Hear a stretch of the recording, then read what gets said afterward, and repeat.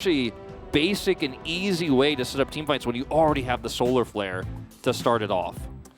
Yeah, it's definitely something they've made use of in the past before. Like, Fly has played a couple of games of Lulu. He plays Orianna all the time, so this is definitely a composition that Afrika could be comfortable with. But again, you need to kind of exert your pressure early on. And some of these lanes on the side of Nongshim, while they don't absolutely dominate, they should be pretty comfortable, especially given the players and the nameplates that we have here in this matchup. So, you know, can Fly actually punish Gory in the mid lane and make it really annoying, as Lulu can sometimes do?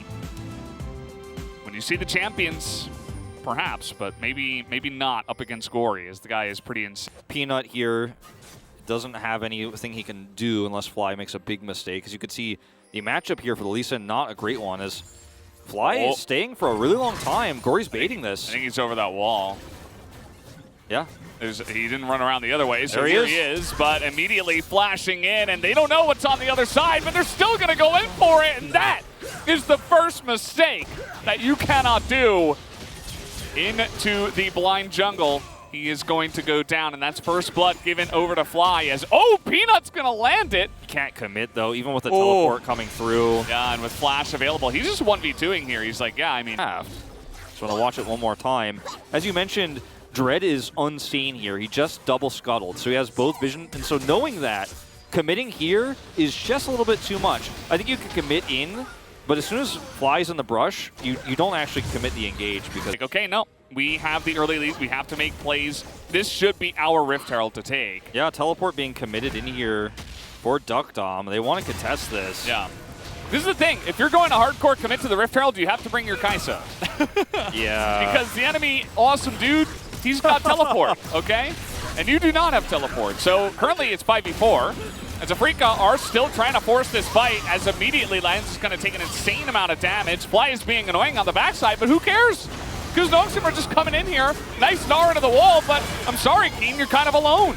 Yeah, Duck Dom is just completely free hitting now. Yeah, no one can touch him. This is just way too much value right now. The Viego is just charging them down. Another Heartbreaker in. Finally, Leo gets here.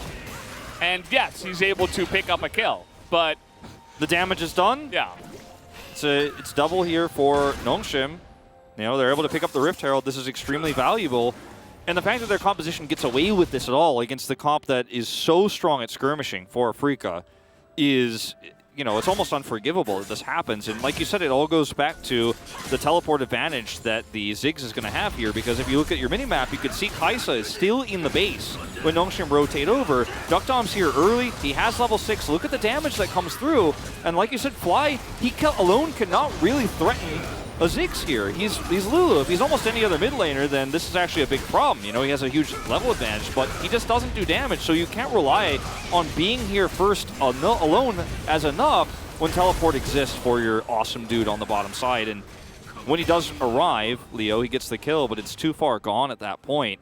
And now with this nice advantage, yeah, Dread got 2 assists out of this, but the first, you know, kill and the second one there, but he's falling far behind in the jungle farm. It's just really unfortunate here as Fly. Yeah, and there's even more. There's no flash here on this Lulu. Yes, she is fast, but it's about to be 3-on-1. They're trying to give that kill to Gory, but... Person on Afrika's side right now that's actually where he wants to be. Everyone else is really falling far behind, even though Fly got that early kill. And Kellen is not even... I mean, it's not like Fly walks into a Braum in the river. He's very far away. He's very well hidden. This was actually a really nice trap for Nongshim. It's a proactive play. But the consequence, the Sapphire Crystal futures market in this game, but he's already, you know, getting to that Leandries. He's already making his way towards his first item, and eventually the Ziggs will just do insane damage to you, so you got to be careful. As Nongshim declare that this Drake will be theirs. As income Afrika, Dread is going to engage here, but he's not able to get too much. As okay, Gory will have to flash away. Thought maybe Leo would commit to that, but nope. And so everybody on the side of Nongshim gets away. But they don't commit in. And as Rich, you don't have to, because you have that advantage until the last second.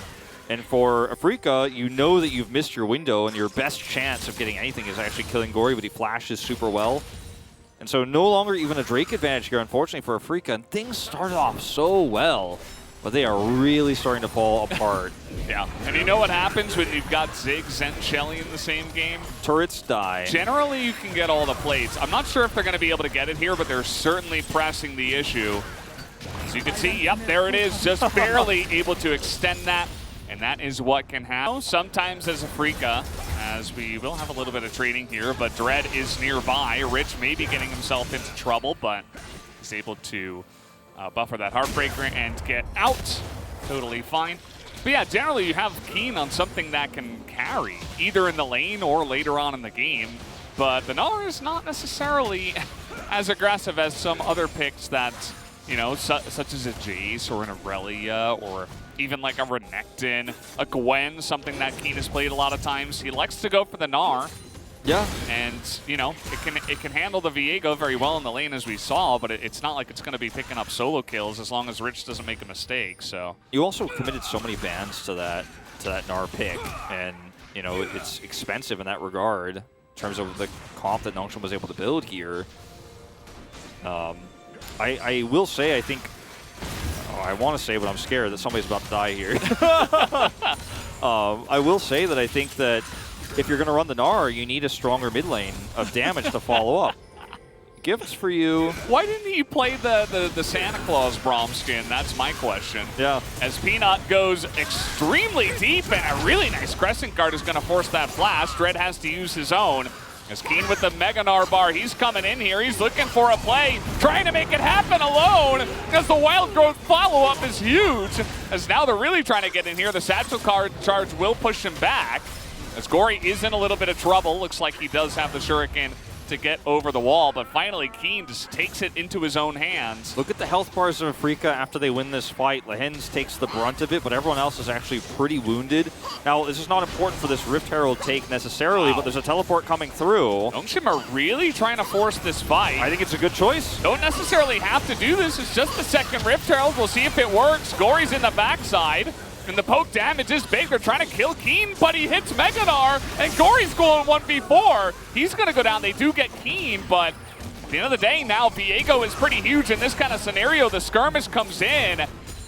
As you can see, they're just pushing in. Ziggs is able to pick up that Rift Herald as they're looking for a bit more. The bombs not going to land.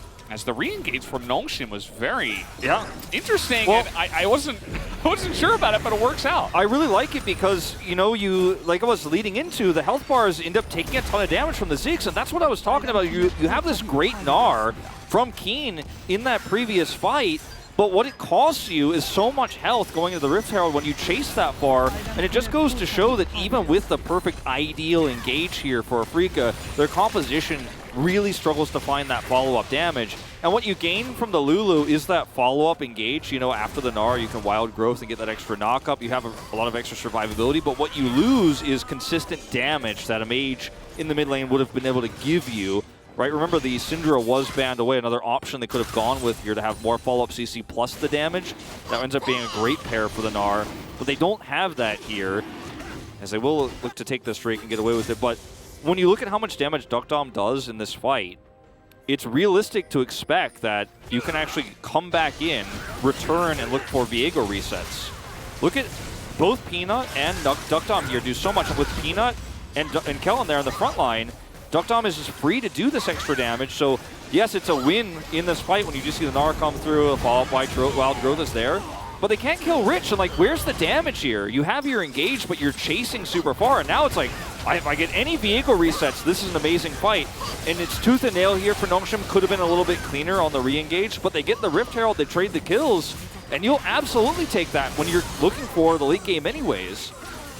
This is, I think, a really smart choice from Nongshim, and it's a bold choice at that. Yeah. That's the kind of thing you want to see from a team heading into playoffs. It's extremely bold, and I think, you know, this is the other... They've struggled to advance, especially on the right side of our standings, but Nongshim looking really great in that regard. Let's see how quickly they can decide how they want to take away this Herald fight, because they are in a great position with the Viego rotating in from the bottom here. Keen, no Gnar bar. Yeah. This is the limiting factor you have with the Gnar here.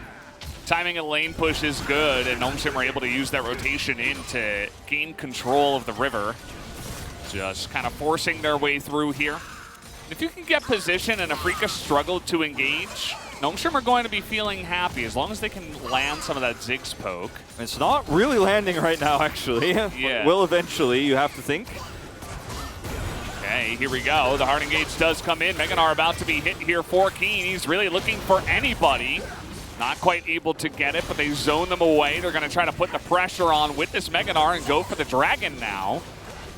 5 players coming on. Keen is going to jump on in. They're going to set up for the Braum, and there's that wombo combo. But look at the follow-up damage, and Rich is in that backline, but Leo is gigantic. As you can see, the stolen Lulu polymorph not enough to deny Leo, and he will pick up yet another kill on this one. Peanut will have to try to make something happen here alone. Teleporting back in, I think, after he returns. We're going to see that match. Okay, it's going to be about the smite, and it goes the way of Peanut. He's able to get another big smite once again. Afrika. Oh, and that's a deadly ends. This is not what you want. This is not the way you saw this one going. And yes, Leo is doing the best in this game. He's carrying. Look at his damage output, but look at Ziggs. Look at what he's able to do in this fight. His ultimate hit basically everything. And that's all you need to actually set up a team fight as Nongshim. You win that war of attrition because of the limiting factor is once again the Narbar. And when that's up, you look good, but Nongshim played around it so well. Now he's got a Horizon focus online. He's 1-0-4. This gets, we're about to go from bad to worse for Afrika. You know, this is what good looks like for Afrika, unfortunately, at this moment in time. As watching the positioning here, you can see that once the Gnar is ready, they play around it super well. Yes, Kellen does get blown here, but look at that Ziggs ult. And now it's like, well, guess what? Rich is looking for massive resets, and Leo makes a great play here and shuts him down. But if he gets a second reset there, this ends up being a completely different world where the Drake is taken without even the Smite War as Peanut. So 49. It was an incredibly close one there as Duckdom picks up a free kill. Feeling pretty nice about that one. 450 gold damage to just burst pretty much anybody. Especially Duckdom. You know, if Duckdom dies, then you also have sustained damage in that fight that Nongshim will be missing. Yeah. So I think that's definitely your main priority. But yeah, I mean, he has 3 items. He has the Wit's End, so that's going to make him a lot more survivable. But if he gets locked down, if Peanut kicks him, you know, when he comes in, or if he ends up getting stunned then by Rich and then blown up, like, that's all you have as Afrika. But it's the best part you have, and it works well with your composition if you could set up that CC to lead to that first execution, then the second that follows. It's just easier said than done. You know, even with the 6 kills, he still also has to be wary of his position. He also has to be very careful. Dread, speaking of positioning, this is the exact place you don't want to be against the Ziggs. They get the slowdown, and Crescent Guard has to be used. It's a trade of ultimates. There's no objective that anybody can really force down at this point in time. You don't have an 80 carry, so yes, although Ziggs has a lot of damage, he's limited by his mana. You can't exactly use all that mana only on the Baron. As in comes Rich, he's just going to try to kill Dread straight up. As Kellen is flashing in, he's like, okay, boys, let's go. As maybe it was a little bit overzealous. Solar Flare comes in, and actually everybody on the side of Afrika say no. This comp falls apart for Afrika when Dread is unable to act because he doesn't have his Crescent Guard or his Flash. Because Gnar can only go in when the Gnar bar is available, right? So if you're Leo, you're like, oh man, you lost your Crescent Guard, but that's okay because maybe you'll still be at full health and you'll have Flash. Then it's like, okay, now you lost your Flash, and now you're at 1/3 health. So Leo's like, I still need an engage, right? And yes, they do have the Leona, and yes, they do have the Gnar, but that's not going to be as consistent. You have to be, as Dread, willing to walk very wide around, set up flank angles, or just as Afrika as a whole, be willing to walk away, because when Dread is just the one who's going to take the brunt of all that damage, you know, and even actually be threatened to be dead, you know, then he has to Flash, right? And he's at 1/3 health, and you can't actually look for anything anymore. You have to back away. This is something to keep an eye on. And now he is going to have his Crescent Guard available once again, so can go deep, but not having Flash means that engage just isn't as reliable as it was moments before. And you need some sort of setup, because unless somebody just walks into Leo straight up, like, he's not going to be able to make that damage happen for free. He needs someone to set so he could spike the volleyball in Nongshim's court. And they're about to have Flash for Keen. They got the Shirelias. They have some tools. The Solar Flare is available once again for Lehens. But again, the problem is Afrika need to be so they need to make a move together as a team as 5. If you're getting poked at by the Ziggs, you're not going to have a fun time. So far, Duckdom has really been having trouble landing this poke. He really has. And I think part of that is due to Afrika's really good positioning. Yeah. But he is also kind of just whiffing some of these. Skain going to be the target here.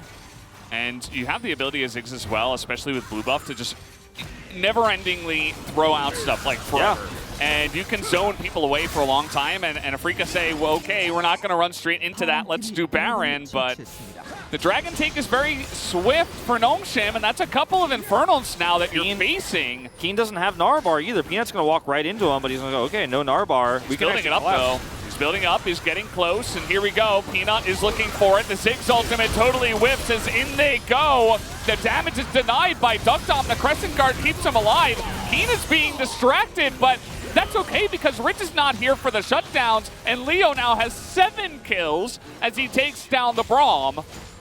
But they do deny the Baron, and they take Soul Point, and there's no realistic way for Afrika to start this up again. I mean, you would think Duckdom is here. Like, these health bars are low. Yeah, and he still has blue buff. The problem is he needs to hit something. Yeah, these are not actually connecting. It's actually kind of absurd. Afrika have just been so good at dodging everything, and it's been key. If the Ziggs can't do damage, you're going to have a hard time. As in comes Keen, now he's trying to frontline here, and Leo is on the other flank, and he goes, and he's got the damage at this point. Nearly able to collect the life, and look at this Kaisa go, as now Rich is trying to shut him down, but they can't, and they flashed in, and now Duckdom's gonna get caught, and how about another kill for the Kaisa? And that's exactly what you want. We got a 9-0 Leo in this game. Oh, and now you can take the Baron easy peasy here as Afrika Freaks. It looked really rough there for a moment. They got pushed off the Baron, but as you pointed out, some of that Duckdom damage just really isn't showing up, or most of that Duckdom damage isn't really showing up because he's not able to land it. But there was a huge disconnect between Afrika and their jungler actually in that turn. Like, Dread almost died solo to the Baron because he was like, no, I think we hold this, whereas Afrika says, no, we turn. Go back and watch this moment. You know, it's like, it's kind of insane. Now, you mentioned Rich kind of being off to the side here. And this means that the engage here is a little bit awkward, unfortunately, for Nongshim. The redemption actually gets massive value here, actually, from Fly, as he is playing great support mid laner. Now we're going to watch Leo actually just own in this fight. Actually dodges so much. He dodges Peanut's Q after dodging all the damage from Duckdom there, and he's like, I'm going down, I'm going in. And look at the damage here, it's insane. And all the while, Dread is like, wait, are you guys going to play the game without me? He's like, I almost died to Baron, and Leo's like, no, I'm going down, I'm going to go and get these kills. It's actually insane, like how Leo just says, no, I'm going to kill them, I'm going. And Dread's like, okay, I'll go too. Yeah. He's now resetting back up to full health. They don't get the Baron at that moment, but they are able to do it during the replay. And Leo is keeping Afrika hanging on here. And he has a lot of support this time around. And I kind of like the way that they're trying to force Nongshim into these 5v5 fights on their terms, as now, okay, stopwatch a bit early. Leo just gets into the back line. Duckdom dies, and that's a lot of your damage loss. I don't think Rich and Gory have it. You can't do enough damage to kill the Kaisa, and she will collect yet another kill. The idea here is to execute the Kaisa right away, you know, but she's not that squishy. She's got a wits in. She's level 15. And you know what? Like, she's got a stopwatch, doesn't even have to use it. She has wild growth. You don't always wild growth the Kaisa, but when she's 10-0, you do. Oh, yeah, absolutely.